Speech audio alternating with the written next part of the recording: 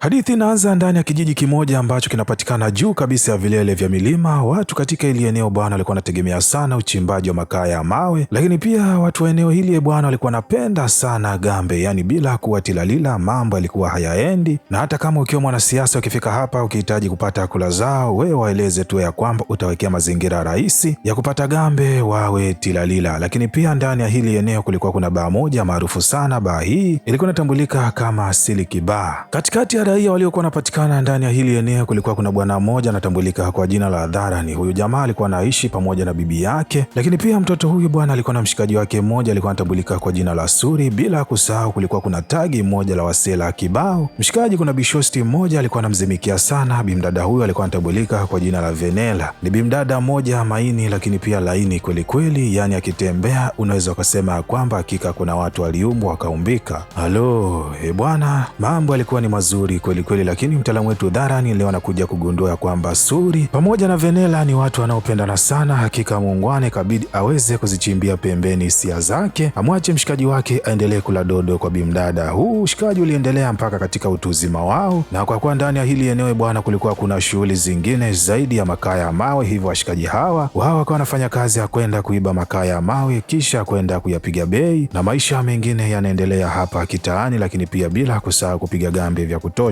Venela bwana kwa sasa aliendelea kuwa mrembo sana, lakini pia alikuwa anafanya kazi kama mwalimu ndani ya shule ya kijiji. Leo anaelezwa na wazazi wake ajiandae, kwani siku ya kesho kuna watu wanakuja kwa ajili ya kumtazama. Endapo mwanaume yule akimpenda, basi watachukua maamuzi ya kumwozesha, kwani wao wanasema ya kwamba binti yao ni msomi, hivyo hawezi wakamwozesha kwa mtu ambaye anafanya kazi ya kwenda kuiba makaa ya mawe. Halo, dada akaondoka kama alivyo mpaka kwa Suri kwenda kumpasha hizi habari, lakini Dharani baada ya kuweza kuzisikia anaenda kwa wazazi wake na Venela na kueleza kwamba anaomba sana waweze kumpatia nafasi nyingine mshikaji wake Suri, kwani mwamba anasema kwamba siku ya kesho kulikuwa kuna bonge moja la mechi la cricket. Mechi ilikuwa imeandaliwa na mtoto wa kiongozi mkubwa ndani ya hiki kijiji. Mtoto huyu alikuwa anatambulika kwa jina la Nambi, na za chini chini inasemekana kwamba bwana huyu mtoto mwaka huu ndiye ambaye atakayegombea kiti cha uongozi wa kijiji. Hivyo Dharani anaeleza wazazi wa Venela ya kwamba endapo akishinda kwenye mechi ya kesho katika mchezo wa cricket, Suri atapatiwa nafasi ya kuwa keshia katika baa ya kijiji. Halo, unaweza kadhani ya kwamba hiki kilikuwa ni cheo kidogo, lakini ndani ya hili eneo bwana ukiwa keshia unaheshimika sana, yani utadhani kama vile ni meneja katika benki ya BOT. Halo, wazazi wanakubali, muungwana anafurahi sana. Siku ya mechi inafika. Hakika mechi ilikuwa ni pambe sana, lakini wakafanikiwa kushinda. Baada ya ushindi bwana, kama jinsi unavyoelewa, washikaji wakaendelea kupiga gambe kama kawaida, na gambe baada ya kukolea bwana kwenye hii basi watu ugomvi ukatokea. Hakika mtaalamu wetu Dharani pamoja na Suri bila kusahau kundi lao zima, wao ndio wakaonekana kama ni watu waliochochea hii vurugu, hivyo akakamatwa na kupelekwa gerezani. Mateso aliyopatiwa alikuwa ni mazito sana, lakini pia Nambi akamwagiza askari wa polisi asije kabisa wakaruhusu waungwana waweze kutoka ndani. Katikati ya haya mateso anafika mtu mmoja anayetambulika kwa jina la Rajana. Huyu jamaa bwana huko zamani aliwahi kugombea nafasi ya uongozi kwenye hiki kijiji, lakini kutokana na raia ndani ya hili eneo kupenda sana gambe wakashindwa kumchagua huyu kiongozi ambaye alikuwa anatakia mema hili eneo, lakini pia alikuwa anahitaji kuleta mabadiliko pamoja na maendeleo. Wao wakaamua kumpatia kiongozi mwingine ambaye alikuwa anaisapoti Silk Bar, kwani ukiwa kiongozi ndani ya hili eneo ni lazima pia uwe ndio mmiliki mkuu wa Silk Bar. Halo, yani usapoti raia ndani ya hili eneo kupiga gambe na kuwa tilalila. Rajana baada ya kufika hapa, kwa kuwa naye alikuwa ni mtu mwenye heshima zake, lakini pia alikuwa na maokoto, akatoa amri, hivyo Suri pamoja na kundi lake wakafanikiwa kutoka. Suri baada ya kutoka upande wa nje anamweleza Rajana, kwa hiki ulichotusaidia hakika ninakuomba sana mzee mzima, nenda kavute fomu uweze kugombea, na mimi pamoja na vijana wangu tutakusaidia sana kuweza kukupigia debe kwa wamama pamoja na vijana ili uweze kupata kura. Rajana anaenda kuvuta fomu pembeni akiwa anapewa nguvu na Suri pamoja na Dharani, wahuni wanaotambulika sana ndani ya hili eneo. Baada ya kutoka hapa siku ya kampeni, washikaji wakawafuata wamama na kuweza kuwapatia ahadi mpya. Mshikaji anasema kwamba yeye anafahamu kilio cha wamama wengi ndani ya hili eneo ni juu ya wame zao pamoja na watoto kupiga gambe mpaka usiku wa manane. Hivyo muungwana anasema ya kwamba endapo yeye akipewa cheo ndani ya hili eneo, basi atahakikisha Silk Bar inafungwa mapema ili watoto pamoja na wame wawahi kurudi majumbani. Halo, hizi ahadi bwana zikawalewesha wanamama ndani ya hili eneo, wakafanikiwa kumpigia kura huyu mwanasiasa mpya, akapita kwa kishindo kikubwa, akawagaragaza mtaalamu wetu Nambi pamoja na baba yake. Furaha Furaha ikawa ni kubwa sana. Kwa Waswahili tunasema ya kwamba hapa waungwana wakaanza kupiga mwingi. Suli pamoja na bimdada Venela wakafanikiwa kufunga ndoa, lakini siku hii ya ndoa mtaalamu wetu Suli anakuja kugundua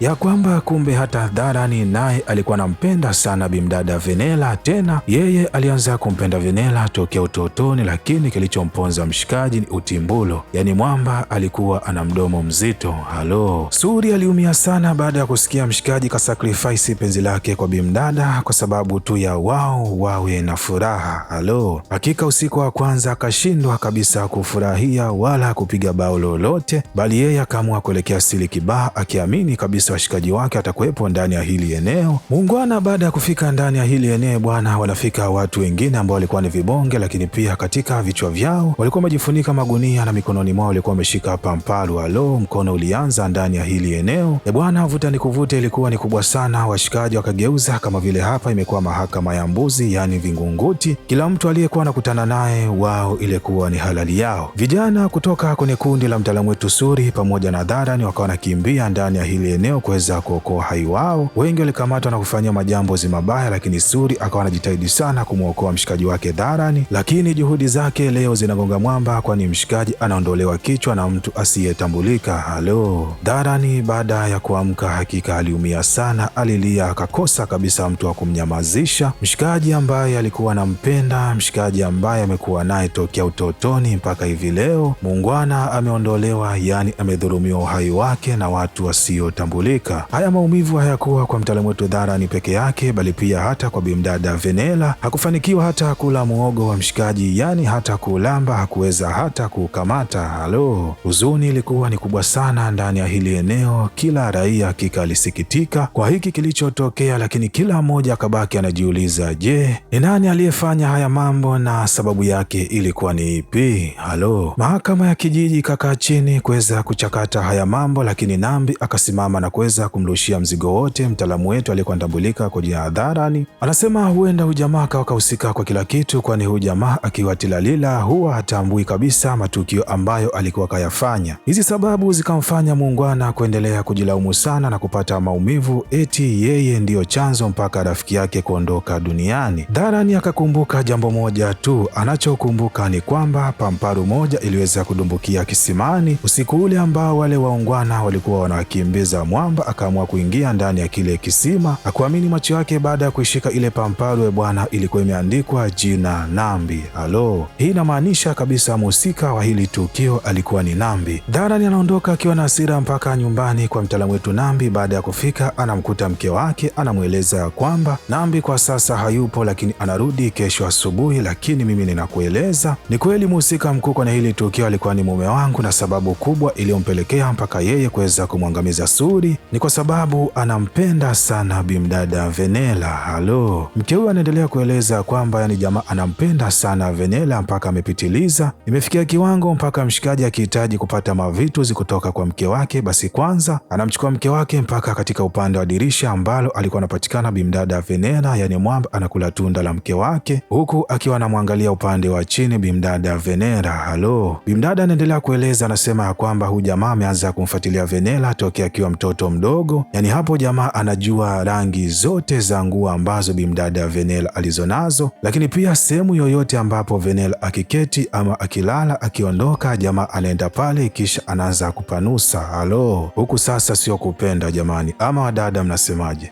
Leo ilikuwa ni siku ya 11. Dada anaendelea na maombolezo, na siku hii ya leo bwana, watu walikuwa ni wa kutosha. Dharani baada ya kufika hapa akaamua kumuoa bimdada Venela. Halo, mke wa mchizi wake hahitaji kabisa aishi kama mjane. Wajomba wanainuka wanasema, bwana unaoaje mwanadada, ungali sisi hatujala hata mahali yako. Mama mtu anasimama kifua mbele anasema nisione mjomba yoyote akimzuia Dharani kuondoka na mke wake. Dharani anaondoka na chombo huku watu wote wakiwa wanamshuhudia, lakini mtaalamu wetu Nambi baada ya kuweza kulishuhudia hili tukio anakamata kukwe bwana, anampiga kwenye meza mpaka anasambaa mbele ya mke wake akiwa anashuhudia. Halo, mwanamke anavumilia mambo mengi huyu. Venela anamweleza Dharani, umechukuaje majukumu ya kuja kunioa pasina hata ridhaa yangu? Lakini mwamba anamweleza bimdada ya kwamba nimechukua majukumu ya kuja kukuoa ili niweze kukulinda kama rafiki yangu, kwani nilikuwa sitamani kabisa wala nilikuwa sihitaji kukuona rafiki yangu ukiishi kama mwanamke mjane ungali ukiwa bado unadai. Halo. Moja kati ya rafiki ambaye alikuwa anafanya naye kazi bimdada Venela anafika anamweleza kwamba yeye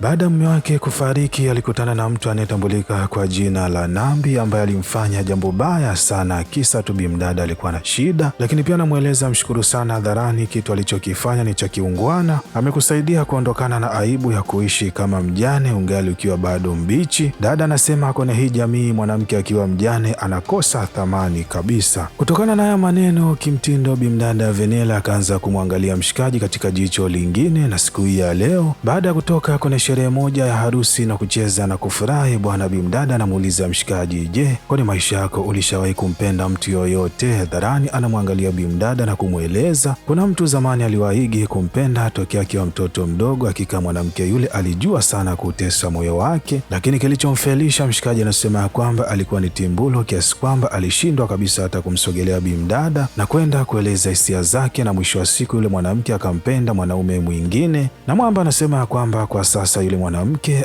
alishaolewa. Halo. Dada kutambua kwamba hadithi hii ilikuwa inamhusu yeye, lakini yeye akapiga moyo konde. Siku hii ya leo jioni, Nambi anafika ndani ya hili eneo akiwa pamoja na mke wake. Anamweleza mwanamke huyu Venela ya kwamba yeye ndio alihusika kufanya mauaji kwa Suri na alifanya hivyo ili tu aweze kushinda penzi lake. Nambi anasema anajilaumu sana kwa sasa, badala ya mwanamke yule kuja mikononi mwake akaangukia kwenye mikono ya hadharani. Hata hivyo mtaalamu wetu Nambi anasema hakika anaogopa sana penzi alilonalo hadharani kwa hubi mdada Venela. Bishosti akashangaa sana baada ya kutambua ukweli siku hii ya leo ya kwamba hadharani alifanya kazi ya kwenda kumuoa ili amlinde asije akaangukia kwenye mikono mibaya ya Nambi. Halo. Hakika mwanamke wa Nambi alikuwa anavumilia mambo mengi sana. Mshikaji baada ya kutema hizi cheche anamweleza bimdada ya kwamba katika sherehe za siku hii ya leo nimepanga mashambulizi ya kwenda kumwangamiza kabisa hadharani, na hivyo ninakupatia hii nguo uivae baada ya kumaliza kuomboleza kilio cha hadharani. Halo.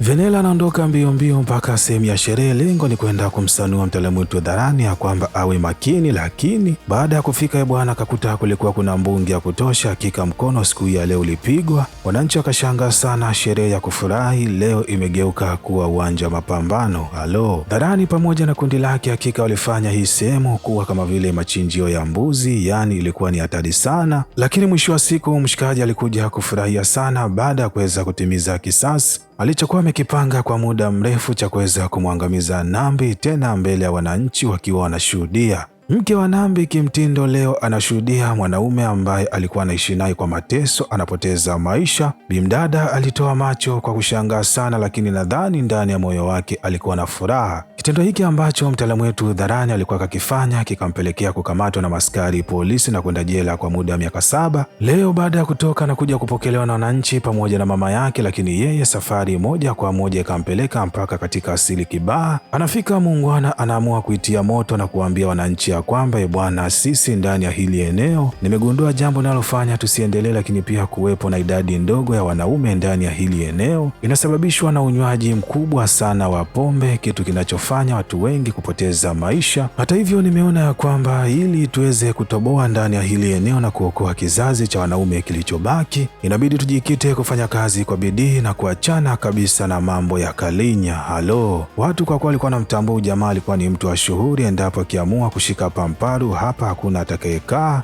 Waungwana wakabaki kimya tu, anatoa macho la kumfanya walikuwa hawana, lakini muungwana safari inampeleka mpaka sehemu ambapo alipokuwepo bimdada Venela, ambaye naye anafika hapa mbio na kuamua kumkumbatia mshikaji, kwani kwa sasa Venela alikuwa tayari alishazimika kwenye penzi la mtaalamu wetu hadharani. Waungwana wanakumbatiana na kuanza safari mpya ya mapenzi, lakini nasi ndio tunafika mwisho wa hadithi yetu. Na kama umependa video hii na umeenjoy au umejifunza jambo jipya, bwana usisahau kushare, kulike na kusubscribe ili kwa mwanafamilia kupata vigongo vikali vilivyonyoka na kupaka kama hivi kila siku.